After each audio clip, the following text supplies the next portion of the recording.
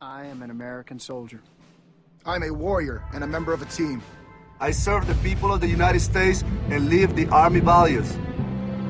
I will always place mission first. I will never accept defeat. I will never accept defeat. I will never quit. I will never leave a fallen comrade. I am disciplined. I am disciplined. Physically and mentally tough. Trained and proficient in my warrior tasks and drills.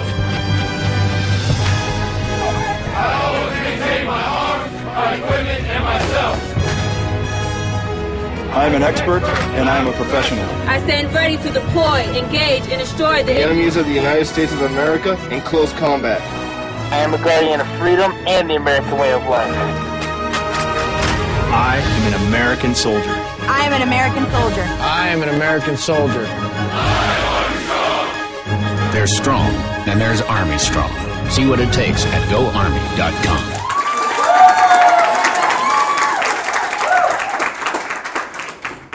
Welcome back to Our Voice. You're here with LaToya, and my guest here is Sylvia Aquino. We look forward to speaking with her. We're going to talk to her a little bit about her personal experience with sex, that same word we've been talking about all day, and how it affected her and how she's moved through her life dealing with some personal issues. So Sylvia, tell us, how did you first encounter having sex?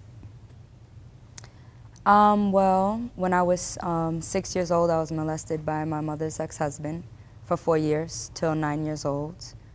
From there, I was 10, and I got into my first relationship. A relationship lasted up to a 6 to 7 year process. I was sexually active from that age on up because of the things that I had went through. Looking for love in similar of most of the wrong places, and trying to get over the fact of how it happened to me. Before I was in that relationship, like right before that, I guess I was going through I want to say more of like a bisexual experience, probably experimenting with it. And so I moved into that one. So you said when you were 10 years old, you had your first actual sexual relationship after being molested at 6? Yes. So what kind of relationship was that? You know, most people, they don't understand what a relationship could be like when you're only 10 having sex. So what was that like? Well, in my mind, it was a relationship, but when I got older, I realized I was looking for comfort. I was looking for somebody protective, not having a father, having a stepfather who, you know, molested me. It threw me off. So when I met up with him, and though I was young, I felt a little better. I felt a little safer. I felt like I finally found somebody. Not only was he a, boyfriend, he was similar to a father, to a brother, a cousin. He was just like everything, even a friend. He was only 3 years older than me, so. So did you tell anyone about this relationship, or was it a secret? It was a secret until I was probably about 11, 12, and my mother found out, but by that time, there's really nothing that she was able to do, because at the time that I was molested, she was hardly there for me. So anything she said, it wouldn't faze me at all. Right. So from that relationship with a guy, who basically took advantage of your innocence after such a horrible situation, how did that affect you going into your adolescent years? It affected me a lot. I had a problem with sex, but I kind of got into it. I kind of got a little too deep into it, to the point where it's an addiction. Being manipulated, and forced to do things, getting into my sexual experiences, it was really clingy to me, because I felt like I had that comfort. It was just like, everything was open. It was like, I'm cool with it. I don't really have a problem. It got to a point where I liked it. Not saying I liked it at that time, but because I was young and I didn't know what was going on, and what he was doing to me was making me feel good in weird places, but I didn't like it. Right. That's how it kind of escalated with that. So were you still living with your parents, or, I mean, how did these events take place? Like, where were you? How does a, 10, 12, 13-year-old, get around to having sex with someone that's older than them or manipulating them?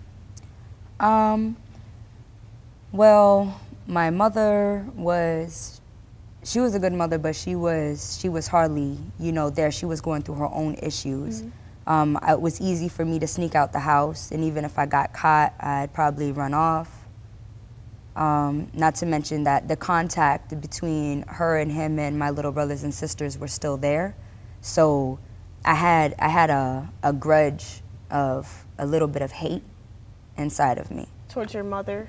Towards my mother, okay. Her ex-husband and anybody else, that I told but would never help me. Right, so you had a feeling of distrust of people who were supposed to be there to protect you, right, basically. So how has that affected you going into your adult years? Like, tell us a little bit more about your story. Well, from there, when I was 14, I was raped, and then at 18, I was raped again, for the simple fact that I was in the streets a lot. I was chasing money because of that addiction. I was trying to find peace and comfort. Still, again, it's like I never found it. It's like it was never there. It's a piece of me that was taken, and I can't get it back. Always thinking back, and when I meet people, I try to help change them, because I don't want them to go through that. Not being able to, actually be in a relationship at an older age and be able to, give my virginity to the man that I marry, mm-hmm. It's kind of like it haunted me, like I'm never gonna have a good life, I'm never gonna have a relationship, somebody to love me, I'm always gonna be used. And so because that was in my mind, it's more of me using myself after that.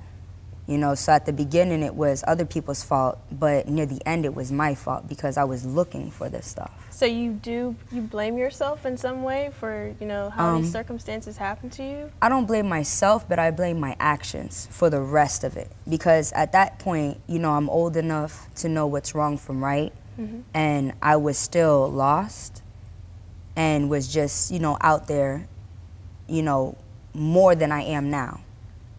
So it's kind of like I'm trying to basically, figure out a way to get away from it, but I can't get away from it, because of that addiction. And then after, I would have sex, I would want to probably, smoke something, just to calm my nerves and ease me down, because I didn't like the fact that I did it, but because I needed it at that time. That love that, that I thought was love, it just, it kind of, it ruined a lot. So I would go and I'd smoke something and it would calm me down again. But then right after that, because I was addicted, I'd go for it again. How did you transfer that emotion into moving towards a positive direction when you had a lot of distrust for people and people, you said one of your friends even, you got involved almost in sex trafficking? Yes. At this point, I was 19 years old. I was in New York. I was supposed to get a ride to Miami, Florida. They ended up taking me. I thought I was going to Miami, Florida. We ended up in Virginia, and the tire got flat, and he said I'm gonna have to ride in the back of the van. When they opened the van, there was 9 African bull mastiffs. They pushed me in the back of the van, because I said I didn't want to go back there. It was really dirty. And they pushed me and they forced me back there. And then from there, I was in a gated, it was like a building that was gated, and I couldn't go nowhere. Wow, so how did you get out of that situation? I got out of that situation. I had to lie to this lady and tell her I was 25 and my name was Maria. But at that time I wasn't 25 and my name wasn't Maria. I was finally able to get her alone and speak to her privately and cry to her and tell her my situation, that I needed help. She ended up telling him that it was wrong to have me dirty like that. She went and bought me clothes. She finally took me to the house, and then I think it was probably after maybe 2 weeks of finally being inside of a house and not locked up someplace, They got drunk one night and she helped me escape. Wow. Through the basement window. So when you look at the media and, you know, entertainment, music, television, how do you think that influenced the people who, you know, did these things to you, and then your own decisions as an adolescent, having dealt with your traumatic past with sex? I mean, it's X-rated and it turns you out, but everybody knows that sex sells. And it's very, very, very overrated to me. It puts a lot of our, you know, young adults into a different mind state, and let alone that they're already feeling like, you know, I'm old enough, I'm ready to be out there, I can do this. And you're really not, because when you get out there and you think that you can do it, you know, there comes a point where you get pushed out of a car going 70 miles an hour, you know, and you're putting yourself through life or death situations. I think a lot of people are going to think your situation is, you know, far off to the right. It's on the far extreme, so I can have sex, that won't happen to me. You know, you had that situation occur to you, but that's not the general population. So, you know, what would you say to them?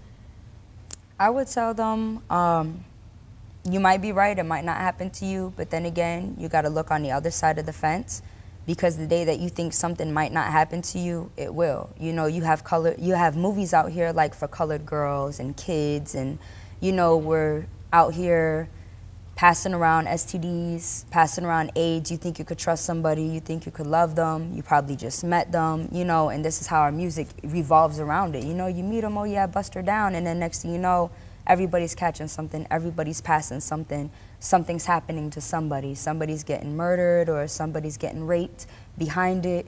I don't want to say that it's the way you dress that, you know, will get you into that situation, because it's not. I mean, I was in my pajamas when I was molested. So it's not that, but maybe the way that you might carry yourself behind it, places that you go, you know, maybe you should think twice, you know, when you see some things, to, you know, get out of there and move out the way.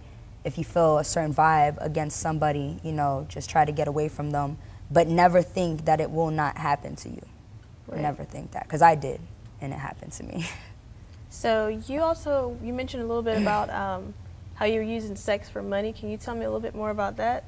Yes, I started escorting when I was 13, 14 years old because of my addiction. Some men did know my age, some men didn't know my age. Some cared, some didn't care. It helped me out a lot, because I was able to relieve so much stress, because I felt like, okay, this is what you guys want. You know, I'm going to give it to you. You know what I'm saying? But I'm also going to get something to me, or what I thought was something being given to me, you know, which was like, you know, a little bit of comfort, maybe a little bit of love, you know, somebody that'll hold me, somebody that cares. To me, it wasn't, okay, he's paying for me, he doesn't care, because that's how I was thinking at that time. When I got older, I was so turned out, it got to the point where I became part of the game. And now I'm so... What does that mean when you say you became part of the game? Like, part of the game as far as, you know, I'm getting older, I become more seductive, I become more cunning and clever inside of it. And it's something that, because it is an addiction, especially for someone like me, even if I was probably to make it as a celebrity, I probably would still do it because of what happened to me. He never got locked up for it. It's something that haunts me. So, you know, no matter how probably somebody would want to help me change my life, it's probably not going to be changed unless I allow it. I'm feeling like maybe I'm ready to, but I'm also not ready to because of that addiction. Every time I feel like I'm ready to, you know, let go of it, as soon as I go through a depressive mode, I'm ready to just, you know, go make some money, you know, because that's what's going to make me happy at that moment. But nothing, it never really makes me happy. So you don't think you'll be able to have trust? Like, what is your views on love and trusting other, you know, men? I believe in love and I believe in trust, but I think that if that would ever happen for me, it would take somebody that would actually take time and understand where I'm coming from. You know, to actually see who I really am. Inside, I'm still that, excuse me. Inside, It's okay. I'm still that 6-year-old girl. Mm-hmm. You know, So that's just, that's basically it. Sylvia, I just want to thank you for coming on the show. That was a wonderful thing that you did, to have the courage and share your experience with sex and how it's impacted your life. And I know that a lot of young people are going to be impacted as well. And I know it's going to be for a positive change, that other people see, that sex is not just, something you do between breakfast, lunch, and dinner, but it's a real issue. It affects a lot of people in serious ways. Thank you for doing that. Everyone, if you would please give Sylvia a round of applause for her courage to tell her story.